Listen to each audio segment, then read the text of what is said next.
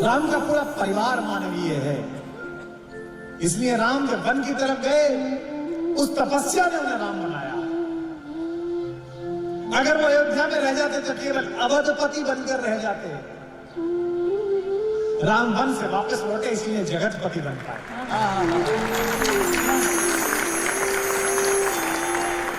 राम जब अयोध्या से चले तो रास्ते में उन्होंने किसी राजा से बात की।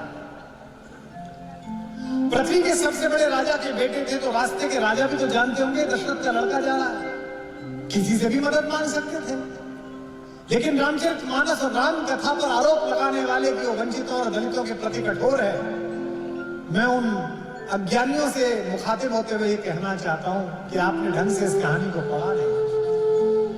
राम जब वन के लिए निकले, अयोध्या तक गए और लौटे, तो उन्होंने किसी राजा से संपर्क नहीं किया। पूरे रास्ते दलितों से, वंचितों से, वनवासियों से, मल्लाहों से, निषादों से, किरातों से, कोलों से, इनसे संपर्क। इसलिए राम अगर किसी के नायक है तो वंचितों के नायक है, दलितों के नायक है। गुरु वशिष्ठ से तो बड़ा कोई ज्ञानी नहीं था, उनसे बड़ा तो कोई प्रोफेसर नहीं था, उनसे बड़ा तो कोई ब्राह्मण नहीं था। गुरु वशिष्ठ के निषाद राज के सामने से आने पर उसे गले लगाते हैं ये कहकर कि तुम राम के प्रिय हो। वह चरणों में झुकता है, उसे गले पर खींचते हैं, और यही भरत भी करते हैं। ऐसे एक नहीं, समय की सीमाएं केवल 2 दिन का संवाद है।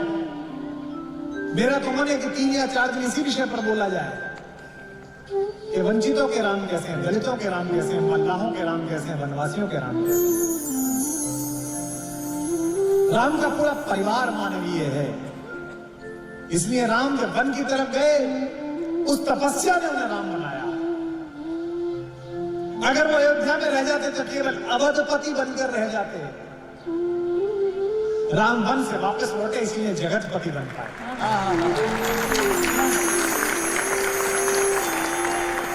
यूं अवधपति से जगतीपति बन गए, यूं अवधपति से जगतीपति बन गए, यूं अवधपति से जगतीपति बन गए, यूं अवधपति से जगतीपति बन गए। अगली पंक्ति का चमत्कार मैं राधेश्याम रामायण जी के को प्रणाम करते हुए आकाश की तरफ उछालता हूँ कि स्वर्ग में बैठे हुए अपने इस वंशज का प्रणाम हो, इस कविता के चमत्कार को स्वीकार करें। यूं अवधपति से जगतीपति बन गए, यूं अवधपति से जगतीपति बन गए। राम जब बन गए, राम तब बन गए, राम जब बन गए, राम तब बन गए। यूं अवधपति से जगतीपति बन गए, यूं अवधपति से जगतीपति बन गए। राम जब बन गए, राम तब बन गए, राम जब बन गए, राम तब बन गए। राम का नाम दिन रात गाते चलो, राम का नाम दिन रात गाते चलो, अपनी मुक्ति का रास्ता बनाते चलो, अपनी मुक्ति का रास्ता बनाते चलो। राम का नाम दिन रात गाते चलो, राम का नाम दिन रात गाते चलो, अपनी मुक्ति का रास्ता बनाते चलो, अपनी मुक्ति का रास्ता बनाते चलो। अच्युतम केशवम कृष्ण दामोदरम, अच्युतम केशवम कृष्ण दामोदरम, अच्युतम केशवम कृष्ण दामोदरम, अच्युतम केशवम कृष्ण दामोदरम। राम नारायणम जानकी वल्लभम,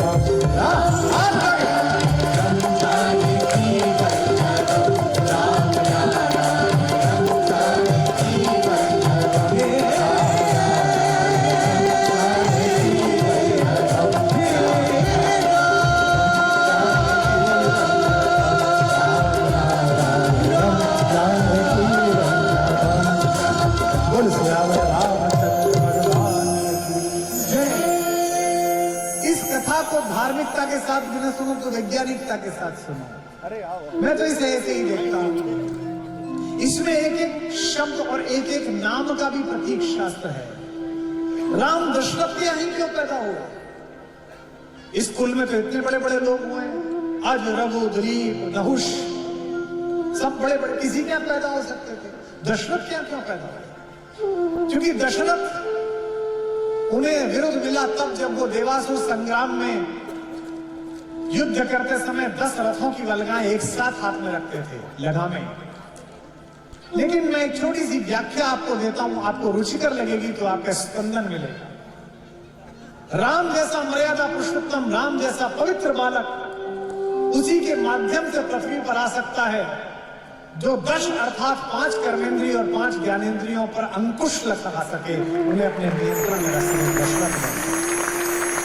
और वो उसी कोख में आ सकता है जो कुशलता पूर्वक उसका 9 महीने वहन करे। ऐसी कौशल्या को ही मां बनने का सौभाग्य मिल सकता है।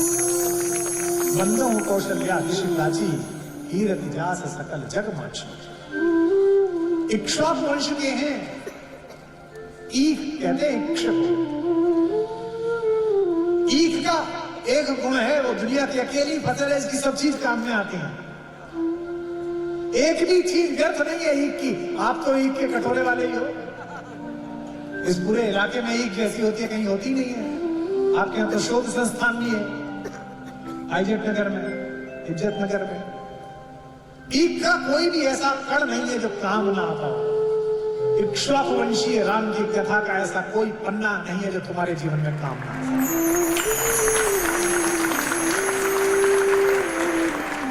और ये प्रतीक शास्त्र भी अद्भुत है। ये सृष्टि 2 चीजों से चलती है, एक कृषि से और एक ऋषि से। एक कृषि कर्म से और एक ऋषि कर्म से। अगर कृषि ना हो तो हमारा भूखे मर जाए, सृष्टि बेकार हो जाए। और अगर ये कृषि होनी कैसे, हमारी मनुष्यता बढ़नी कैसे, इसे बताने वाले ऋषि अर्थात ज्ञानी ना हो तो प्रगति ना हो। राम ऋषि संकल्प से पैदा हुए। ये हरिबाढ़ देव तुम जाई। एक ऋषि ने यज्ञ किया, उसमें से हरि निकली, उसे भोजन करने के बाद 4 बेटे पैदा हुए। वो किससे पैदा हुए? ऋषि संकल्प से। और जिनसे उनका विवाह हुआ है, माता सीता किससे पैदा हुई है? कृषि संकल्प। जनक हल चला रहे थे तब वो पैदा हुए हैं। इस कहानी का मेल ऋषि संकल्प कृषि संकल्प का मेल। ये सूर्य और पृथ्वी के मेल की कहानी है। हनुमान चालीसा पर विवाद हो गया तो विवाद तो इस देश में किसी भी बात पर हो जाता है। 24 घंटे बैठे रहते हैं कि आओ विवाद करो। तो हमसे आज तक से वो हमारी एक एंकर मित्र श्वेता जी, वो मैं कहीं ग्वालियर में था, उन्होंने मुझे ऑनलाइन लाइव लिया, मुझसे कहा कि विवाद हो गया है हनुमान जी पर। मन के चलो, मालिक पे हुआ था, अब सेवक पे हो गया, क्या फर्क पड़ता है। और मैंने हनुमान से विवाद करने वालों से यही कहा था, इनसे सावधान है ना, मालिक तो सौम्य है, माफ कर देंगे। ये तो जिस दिन मन में आ गई उस दिन समझी रही में हो जाएगा। तो किसी ने, उन्होंने मुझसे पहला सवाल पूछा कि राम की कथा में हनुमान का क्या अस्तित्व है। मैं जानता हूं इस परिसर में कहीं ना कहीं मारुति नंदन बैठे हुए हैं, क्योंकि जहां भी राम की चर्चा होती है वो उपस्थित होते हैं। मैं जानता हूं बरेली में यहां बैठे हैं। अगली पंक्ति उन्हें प्रणाम करने के लिए इतनी ज्यादा ध्वनियां हों कि वो चौंक कर सुने कि हमने उन्हें प्रणाम किया। किसी ने कहा कि ये सूर्य और पृथ्वी का मेल है, चलो मान लिया। मुझे पूछा आज तक ने, इसमें हनुमान का क्या महत्व है इस राम की कथा में। मैंने कहा कितना भी सूर्य चमके और कितनी भी पृथ्वी पर वनस्पतियां हो जाएं, अगर बीच में वायु ना हो तो हम में से कोई ना बचे। वायु पुत्र के बिना ये कथा बेकार।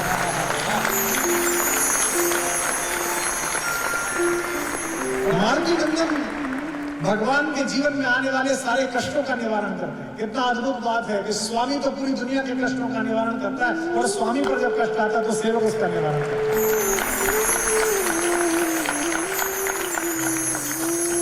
लेकिन उसके बाद भी सेवक में अहंकार नहीं। अगर देश में रहने वाला आदमी, अगर किसी संस्थान में काम करने वाला आदमी अपनी व्यक्तिगत योग्यताओं को देश से ऊपर समझता है तो वो देश का नागरिक होने योग्य नहीं है।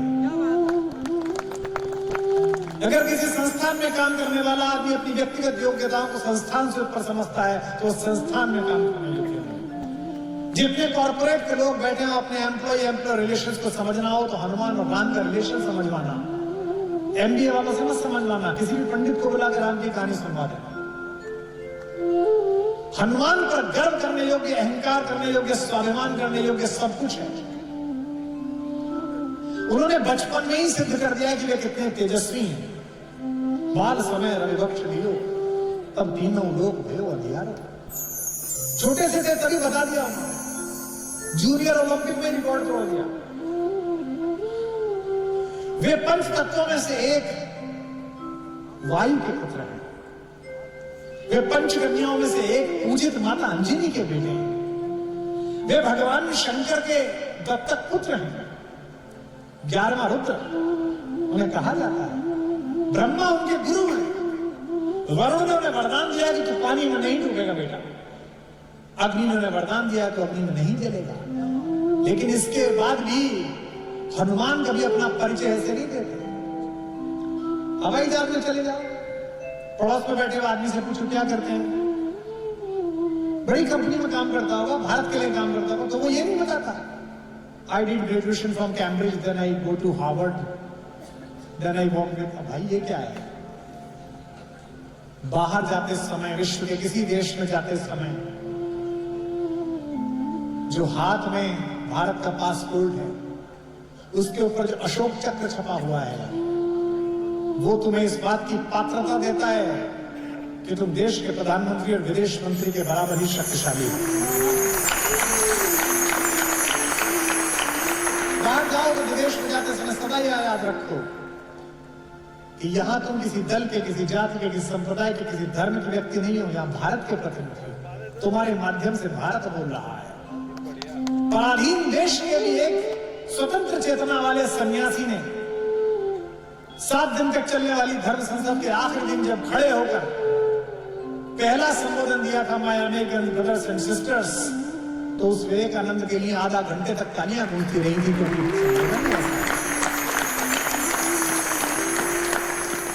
उन्होंने भारत में अंग्रेजों का साथ दे रहे राजाओं की निंदा नहीं की थी। उन्होंने भारत के धर्म का प्रतिपादन किया था, भारतीय होने का प्रतिपादन किया।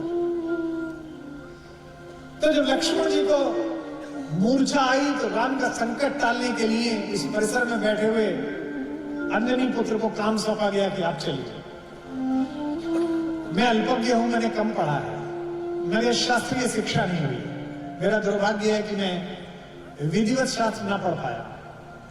मैंने जो कुछ सत्संग से सीखा, माता पिता से सीखा, स्वयं स्वाध्याय से सीखा, विज्ञान का विद्यार्थी हूं, इंजीनियरिंग की तरफ गया हुआ और वहां से लौटा हुआ व्यक्ति हूं। लेकिन मैंने राम कथा के जितने अंश पढ़े हैं, चाहे वो अध्यात्म रामायण हो, चाहे वो कृतिवास हो, चाहे रघुवंशम हो महाकवि कालिदास का, जो राधेश्याम जी ने इस प्रसंग को लिखा है ऐसा किसी भी रामचरितमानस में। आकाश में जब चले संजीवनी लेने के लिए हनुमान, तो सूर्य आकाश में निकल रहा था। आप कहेंगे रात का समय था। बरेली वालों, सूरज कभी नहीं डूबता, सूरज थोड़ी डूबता है। हमारी मां पृथ्वी हमें गोद में लेकर हमारे पिता सूर्य की ओर से पीठ कर लेती है। मां को कुछ कह नहीं पाते तो पिता को दोष दे देते हैं कि पिता डूब गया है, पिता ये हमारा भारतीय संस्कार है कि मां की तरफ ज्यादा उन्मुख रहते हैं, इसलिए एक बार पिता को बोल सकते हैं, मां को कभी नहीं बोलते। तो आकाश में सूर्य दिखाई दिया। भगवान राम के अलावा किसी को ईश्वर न मानने वाले हनुमान का संवाद सूर्य से जो राधेश्याम जी ने लिखा, मैं न्यौछावर हूं उसमें। हम आज उन्हें स्मरण करेंगे प्रतिपंक्ति पर तालियों के साथ और स्नेह के साथ और उत्साह के साथ। इंडियन फॉरेन एकेडमी में यह डायलॉग सिखाया जाना चाहिए राधेश्याम रामायण का, कि अगर किसी शक्तिशाली देश से संवाद करना हो तो ऐसे करो जैसे हनुमान करते हैं। पता था कि सूरज से काम है तो पहली पंक्ति ही अद्भुत कही है, जो समझ जाए वो सूचित करें और राधेश्याम जी को प्रणाम करें। हनुमान जी ने कहा सूरज से, हे सूरज, इतना याद रहे संकट एक सूरज वंश पे है।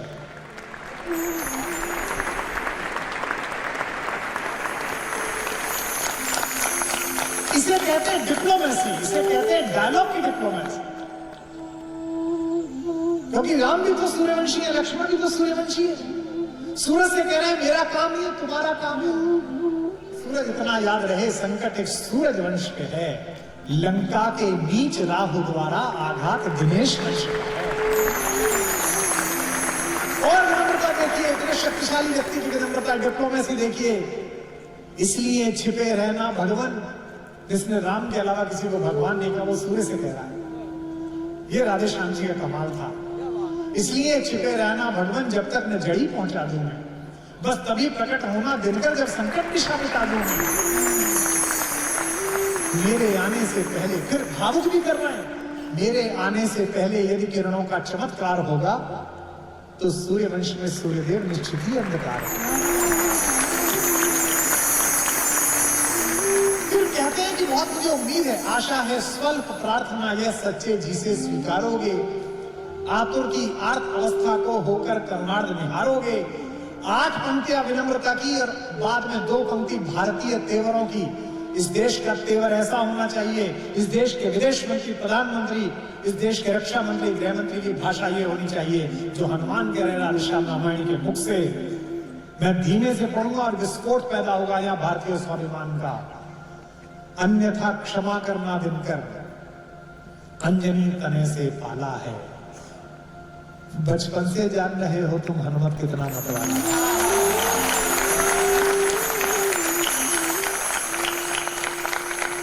अन्यथा क्षमा करना दिनकर, अंजनी तने से पाला है। बचपन से जान रहे हो तुम हनुमत कितना मतवाला है।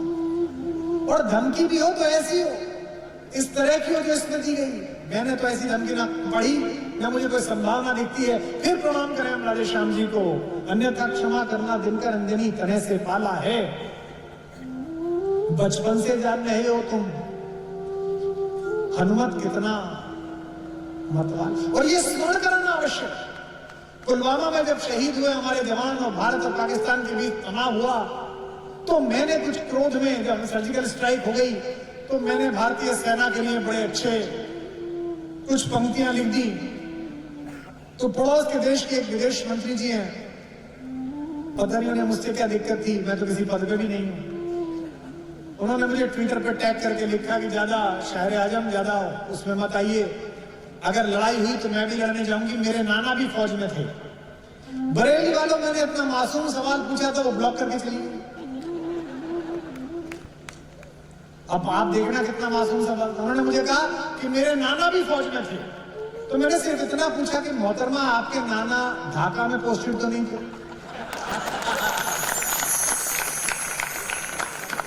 अन्यथा क्षमा करना दिनकर, अंजनी तने से पाला। रिमाइंडर, बचपन से जान रहे हो तुम हनुमत कितना मतवाला है। अब ये 2 पंक्ति चेतावनी, भारत का स्वाभिमान मुख में तुमको धर रखने का, फिर वही क्रूर साधन होगा। बंदी मोचन तब होगा जब लक्ष्मण का दुख मोचन होगा।